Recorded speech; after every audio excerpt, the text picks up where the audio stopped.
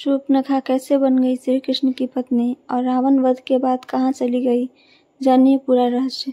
पूरा रहस्य को जानने से पहले चैनल को सब्सक्राइब, वीडियो को लाइक जरूर करें, साथ साथ कमेंट करके जरूर बताएं हमारी कहानी कैसी लगती है आपको। अब आइए सुनते हैं पूरी कथा। दंडकारण्य की स्वामिनी शूर्पणखा ने भगवान श्री राम के महत्वपूर्ण कार्य निशिचरहीन करहूँ मई भुज उठाए प्रण किन विनाशाय च दुष्कृतम आदि में प्रभु सहायता की है। जनमानस में शूर्पणखा की छवि राक्षसी होने, कामी होने, निर्ममता से नरसंहार करने की होने से वह घृणा की दृष्टि से देखी जाती है।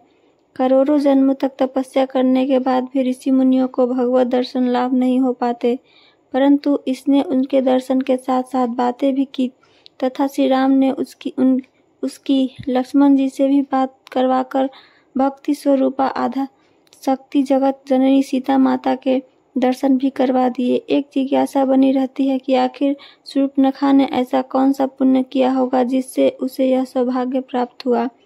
मुनि व ज्ञानी जन हमेशा इसका चिंतन किया करते हैं।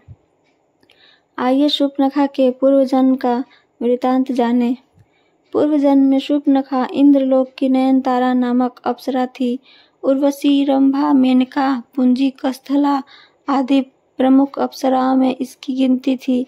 एक बार इंद्र के दरबार में अप्सराओं का नृत्य चल रहा था। उस समय यह नयनतारा नृत्य करते समय भ्रू संचालन अर्थात आंखों से इशारा भी कर रही थी। इसे देख इंद्र विचलित हो गए और उसके ऊपर प्रसन्न हो गए। तब से नयनतारा इंद्र की प्रेयसी बन गई।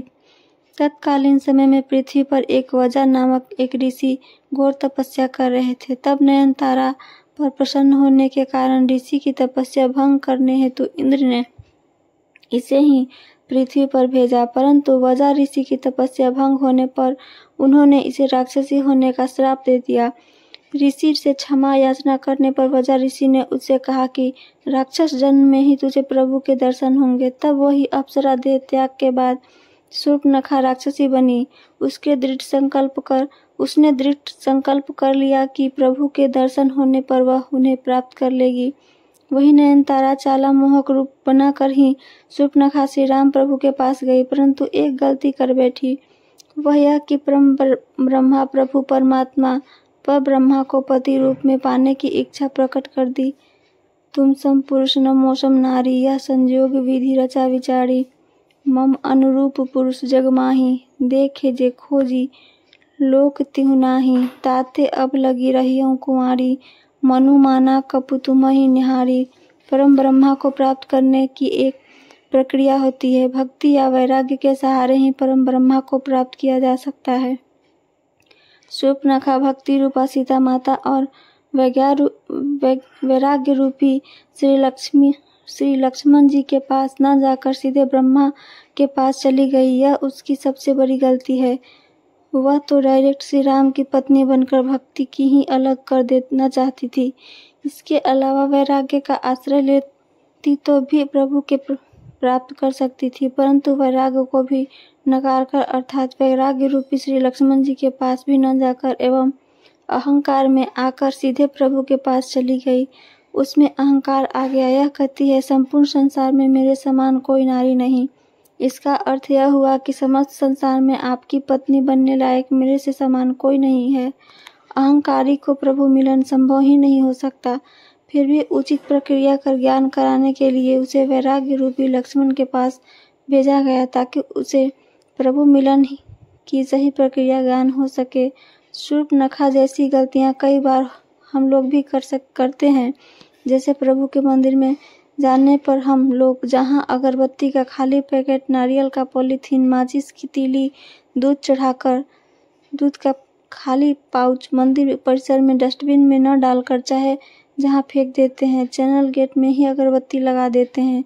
नियत स्थान को छोड़कर पेड़ी पर भी दीपक लगा देते हैं या भगवान के पैर के पास या शिव जी के जलाधारी के ऊपर ही दीपक रखाते हैं आदि आदि। इस प्रकार के 32 भागवत अपराध होते हैं। मंदिर में जाकर इन 32 अपराधों में से एक भी अपराध यदि कोई करता है तो उस पर भगवान की कृपा तो नहीं होती, अपितु वह ईश्वर का कोप भाजक अवश्य बन जाता है। वैरागी लक्ष्मण ने सोचा कि राक्षसी को वैराग्य तो आ नहीं सकता, अतः उसे पुनः प्रभु के पास भेज दिया। तब प्रभु ने कहा कि मैं तो भक्ति के वश में हूँ।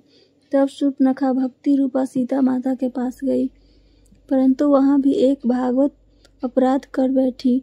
सोचा प्रभु इस भक्ति के वश में है, अतः मैं इस भक्ति को ही खा जाऊं, भक्ति को ही नष्ट कर दूं, जबकि नियम यह है कि श्रद्धा भक्ति बढ़ाओ तो संतन की सेवा। अतः लक्ष्मण जी ने कोच में आकर उसके नाक कान काटकर अंग से भंग कर दिए। तब शूर्पणखा के ज्ञान चक्षु खुल गए और प्रभु के कार्य को पूरा करने विनाशाय च दुष्कृतम के लिए उसकी सहायिका बनकर प्रभु के हाथ से शखर व दूषण रावण कुंभकर्ण मेघनाद आदि निशाचरों को मरवा दिया और प्रभु प्राप्ति की उचित प्रक्रिया अपनाने के लिए पुष्कर जी में चली गई और जल में खड़ी होकर भगवान शिव का ध्यान करने लगी। श्री कृष्ण को पति के रूप में पाने के लिए 10,000 वर्ष बाद भगवान शिव ने शूर्पणखा को दर्शन दिए और वर प्रदान किया कि 280 द्वापर युग में जब श्री राम कृष्णावतार लेंगे तब कुब्जा के रूप में तुम्हें कृष्ण के पत्नी की सुख प्राप्ति होगी। तब श्री कृष्ण तुम्हारी कुबड़ ठीक करके वही नयन तारा अप्सरा का मनमोहक रूप प्रदान करेंगे। हमारी कहानी को सुनने के लिए धन्यवाद।